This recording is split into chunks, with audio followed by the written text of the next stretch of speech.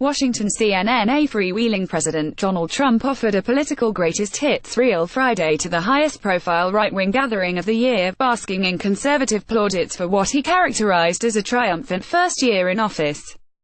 Quickly discarding prepared remarks he deemed sort of boring, Trump lit into Democrats and even some Republicans who he deemed insufficiently doctrinaire, and again called for teachers to be armed in schools as a response to the Florida shooting last week. An armed teacher, Trump claimed, would have shot the hell out of the Florida killer. He welcomed familiar chants like "Lock her up" about Hillary Clinton, the opponent he defeated 15 months ago. And he pledged to protect gun ownership rights, even amid an emotional national debate over guns in which had pledged new restrictions.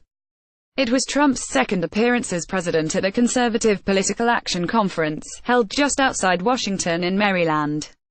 His speech at CPAC last year was a blistering and dark diatribe that cemented the notion that Trump would not adhere to presidential norms. This time around, Trump was more upbeat.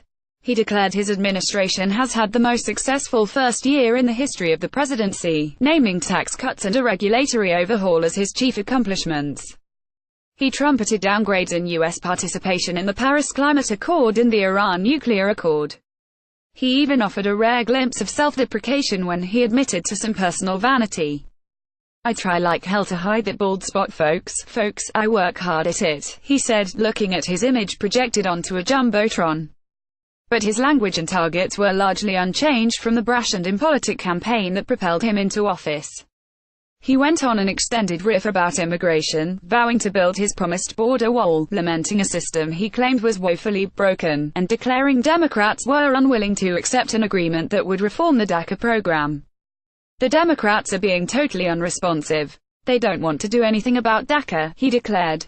He launched into the snake fable that formed a major portion of his campaign stump speech, glistening with sweat as he warned against accepting immigrants he characterized as violent criminals. And he was gleeful in his assaults on political rivals. He deemed Democrats really crazed. And though he didn't name Sen. John McCain, the ailing Arizona Republican, he lashed out at his vote against a healthcare repeal that many Republicans backed. "It would be controversial, so I won't use his name," Trump said. "What a mess." Trump's aides said ahead of his speech that he would use the address to unveil harsh new sanctions against North Korea, part of a pressure campaign Trump has frequently used to illustrate his foreign policy strength. But after more than 70 minutes, Trump still hadn't come around to the announcement. He finally referenced the new sanctions just before leaving the stage. "We will see, but hopefully something positive can happen," Trump said.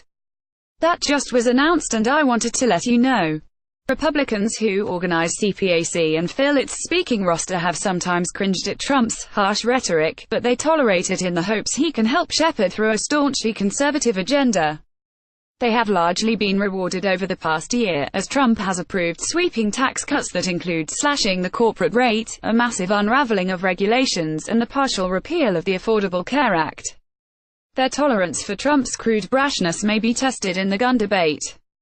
The president has vowed to take action to prevent school shootings like the one in Florida last week, and he has expressed openness to at least one measure opposed by the National Rifle Association raising the minimum age to purchase firearms like the AR-15. On Friday, however, Trump declared himself firm in his support for gun ownership rights, despite his pledges this week to take some action on guns. "They will put judges in that you wouldn't believe, they'll take away your Second Amendment, which we will never allow to happen, they'll take away your Second Amendment," he said of Democrats to raucous cheers from the crowd, which skews younger. He repeated his insistence that some school professionals carry firearms, despite what he said was reasonable opposition to the idea. "Well-trained, gun-adept teachers and coaches should carry firearms in schools," he said. "I mean, I don't want to have 100 guards with rifles standing all over the school. You do a concealed carry permit," he said. "This would be a major deterrent, because these people are inherently cowards." Opening his speech Friday, Trump touted accomplishments, despite what he said was skepticism about his conservative bona fides. "Remember when I first started running and people said, 'Are you sure he's a conservative?' I think now we can say, 'I'm a conservative,'" he said. "We have put more great conservative ideas into use than perhaps ever before in American history." And though he seemed eager to proclaim the massive tax cuts approved late last year, when Trump conducted an informal poll of the audience about which issue mattered more, the tax issue or protecting gun rights, the clear winner was guns. "I'm going to leave it at the Second Amendment," he shrugged. "I don't want to get into that battle.